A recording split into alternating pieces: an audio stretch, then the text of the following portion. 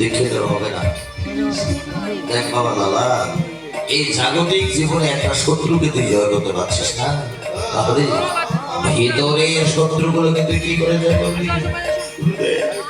হ্যাঁ, যদি ওই চির শত্রুর হাত দিয়ে এক মুষ্টি ভিক্ষে নিতে পারিস, তবে আমি তোমাকে দেখিয়ে দেবো না।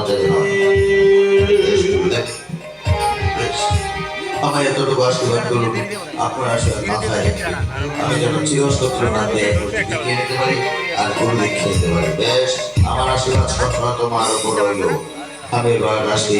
হরি কৃষ্ণ হরে কৃষ্ণ, কৃষ্ণ কৃষ্ণ হরে হরে, হরে রাম রাম রাম হরে হরে।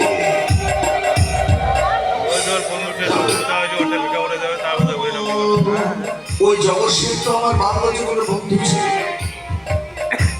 কিন্তু ও নাকি ঘোষণা দিয়ে দিয়েছে যে কেউ যদি লালার মস্তকখানা ছেদন করে তাকে উপহার হিসেবে দিতে পারে, তবে নাকি অর্থের জমিদারি তার নামে উইল করে দেবে।